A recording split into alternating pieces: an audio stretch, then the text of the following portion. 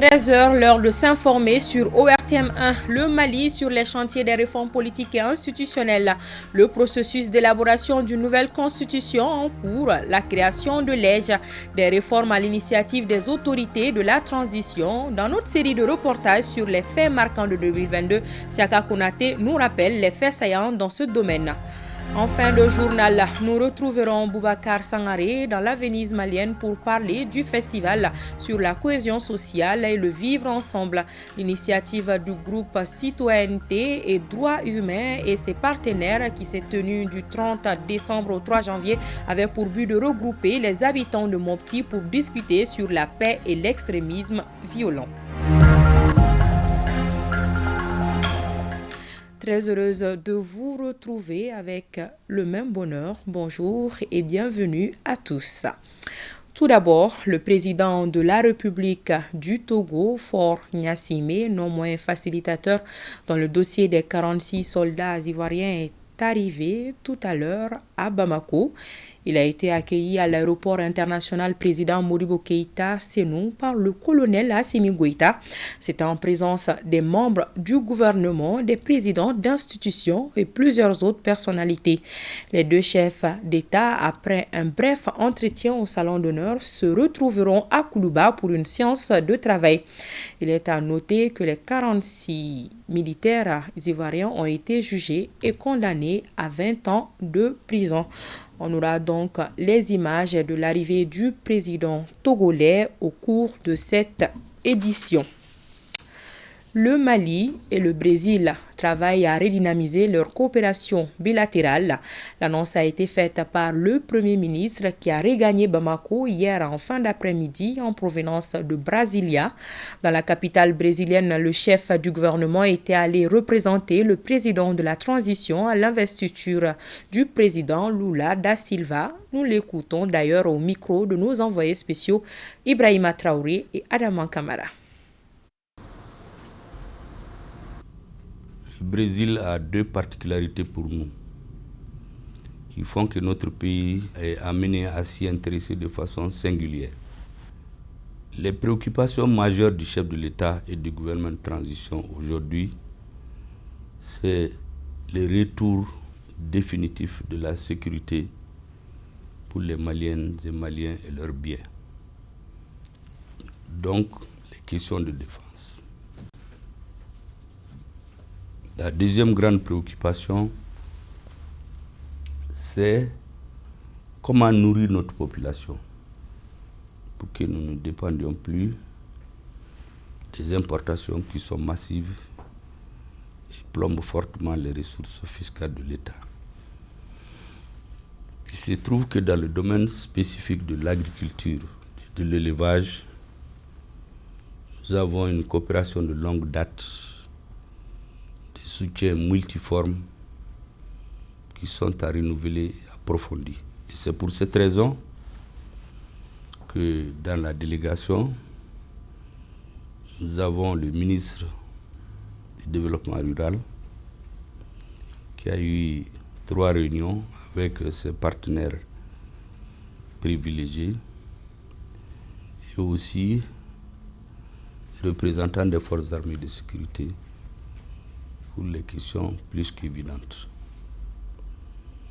Je dois rappeler que nous avons des avions brésiliens dans notre flotte aérienne militaire.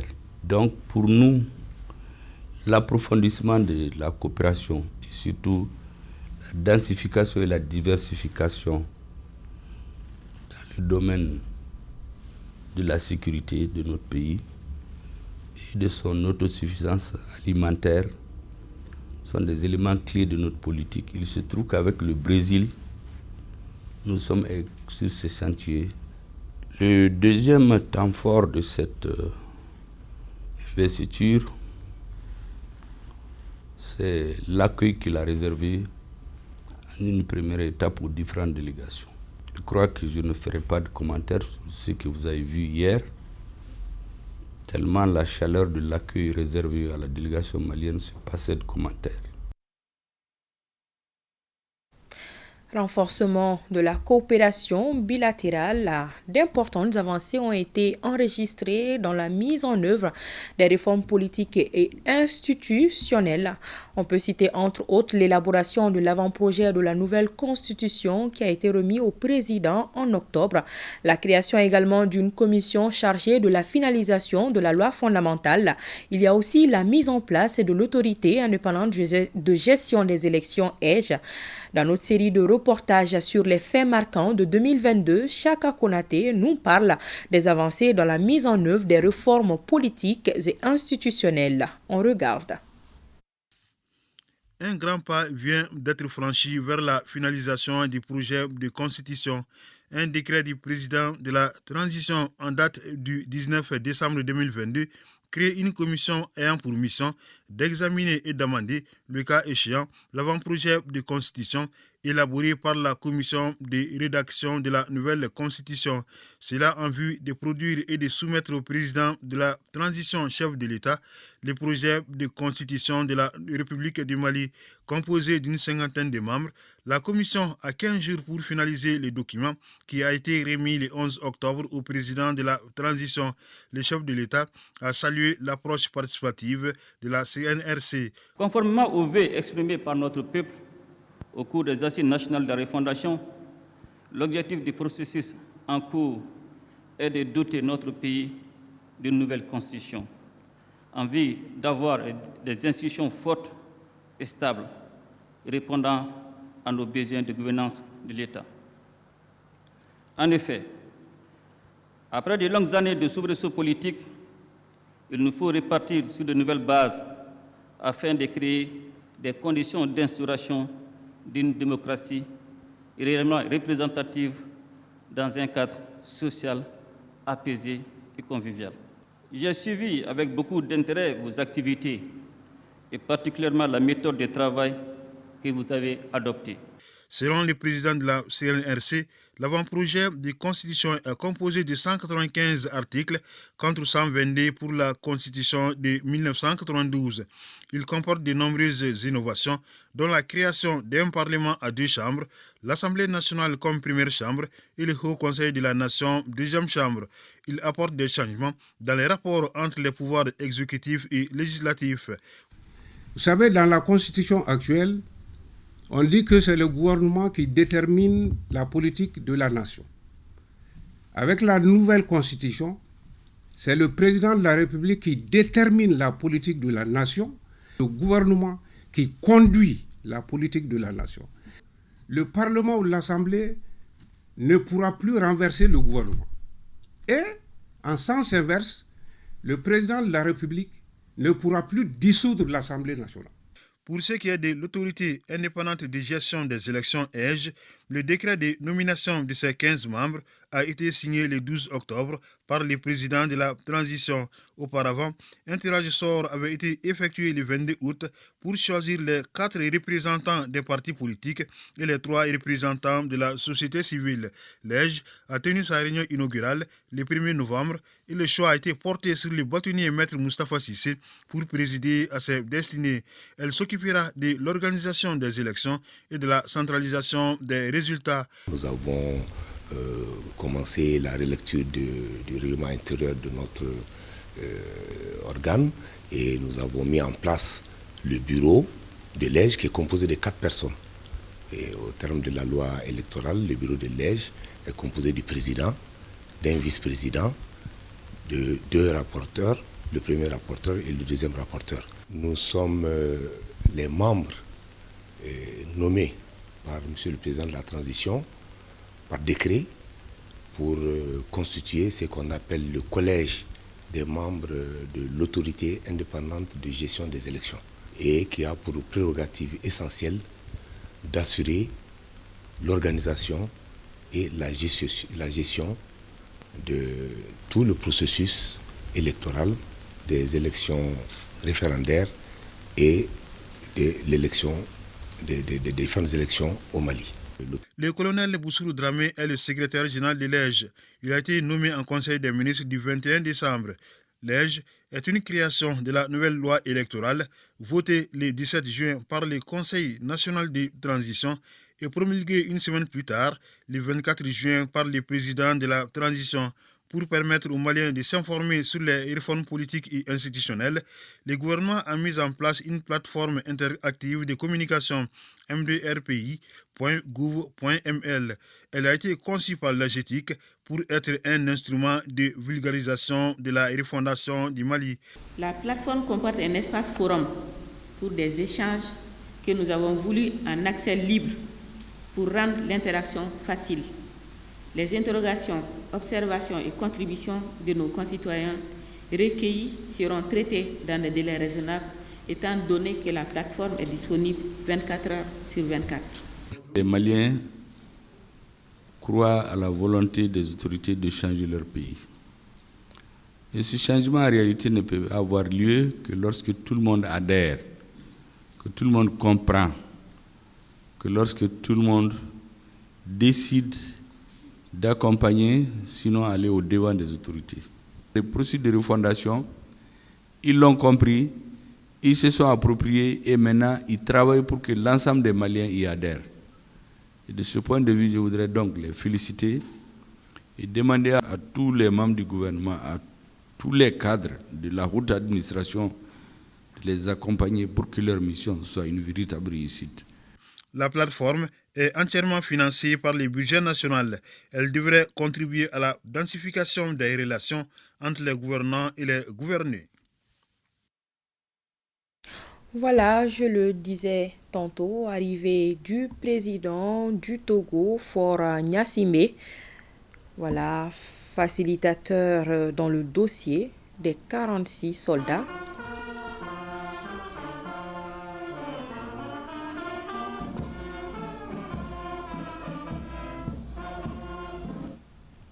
Voilà, il est arrivé tout à l'heure à l'aéroport international président Modibo Keïta Sénou. Et il a été accueilli, comme vous le voyez sur ces images, par le président de la transition, le colonel Assimi Goïta. Voilà, ils ont eu un bref entretien au salon d'honneur et ils se retrouveront à Koulouba pour une séance de travail.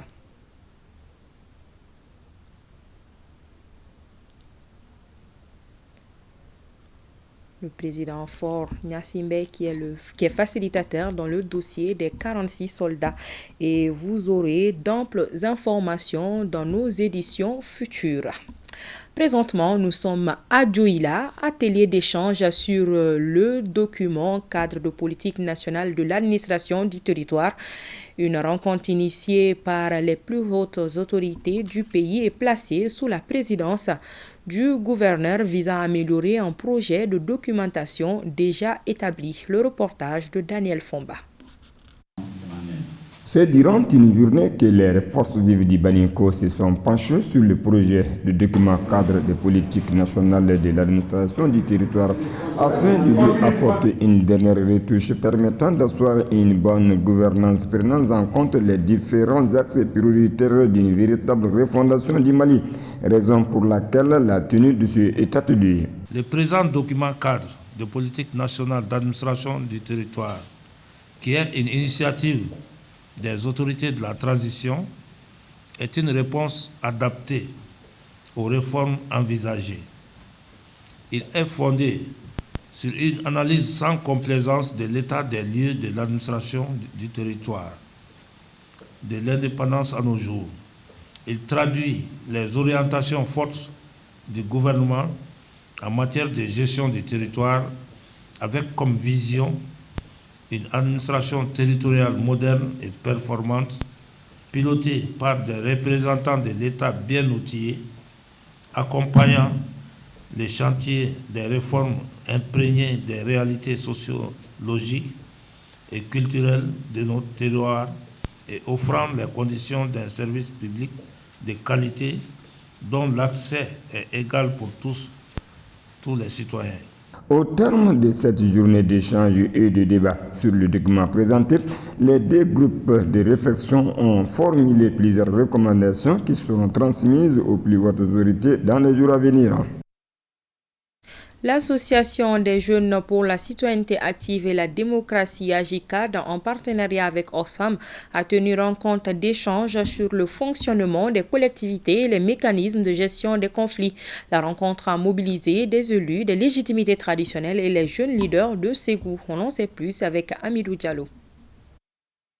Impliquer des élus, des légitimités traditionnelles, des femmes et jeunes leaders au processus du développement du Mali, c'est l'intérêt de ce dialogue intergénérationnel initié par l'AJICAD, Association des jeunes pour la citoyenneté active et la démocratie, en partenariat avec Oxfam. Je pense que l'AJICAD, dans son objectif, mettre en place des espaces d'échange de ce genre pour pouvoir discuter de ces questions. En marge aussi de ces questions aussi, il y a un peu la participation aussi des jeunes et des femmes qui est une couche assez importante par rapport au développement même de la communauté. Plusieurs thématiques relatives à la promotion de la paix et au fonctionnement des collectivités ont été abordées au cours de cet espace d'échange. On a eu à développer 4 thématiques, surtout sur les mécanismes de gestion des conflits dans le milieu traditionnel.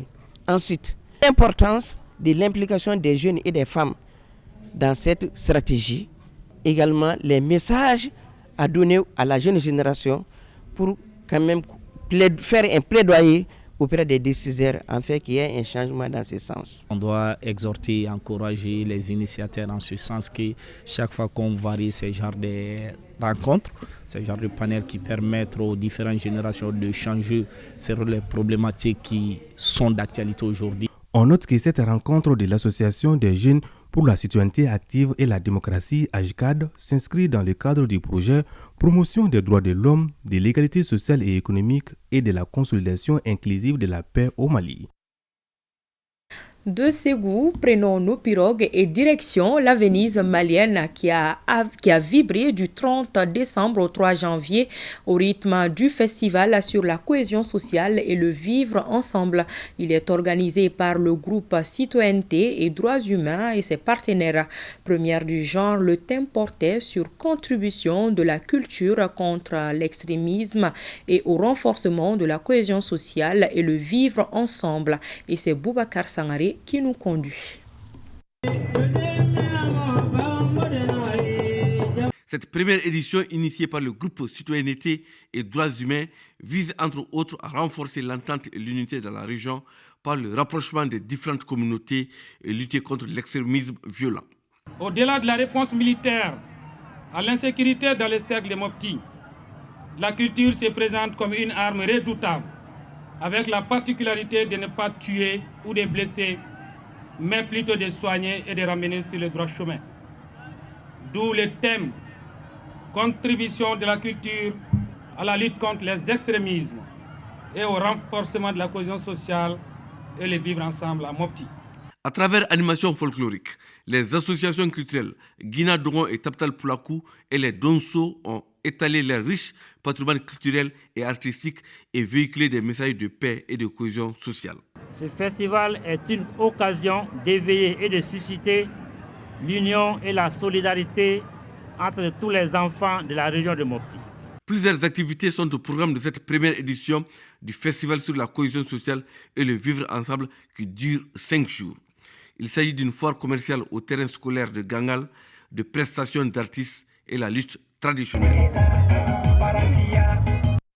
Et voyons ensemble l'Assemblée générale de la Limama avec Mohamed Sangari.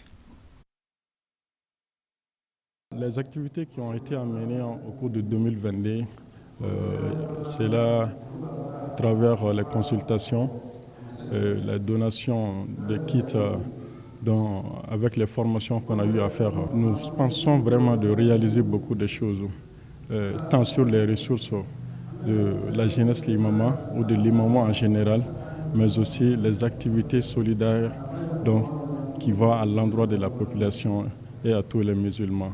Donc cela s'étend sur beaucoup des activités, 10 à 11 comme ça, nous en passons de faire, Inch'Allah, des années 2023.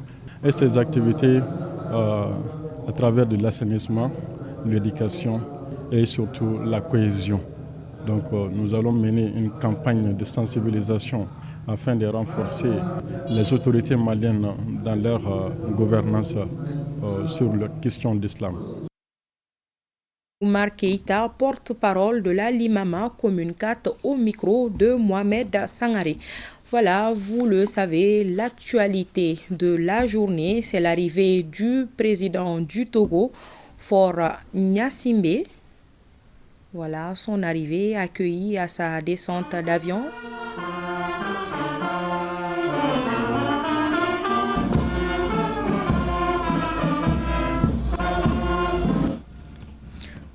Faure Gnassingbé accueilli par le président de la transition, le colonel Assimi Goïta, en présence des membres du gouvernement, des présidents d'institutions et plusieurs autres personnalités. Les deux chefs d'État au salon d'honneur pour un entretien avant de se retrouver à Koulouba pour une séance de travail. Faure Gnassingbé est facilitateur dans le dossier des 46 soldats ivoiriens.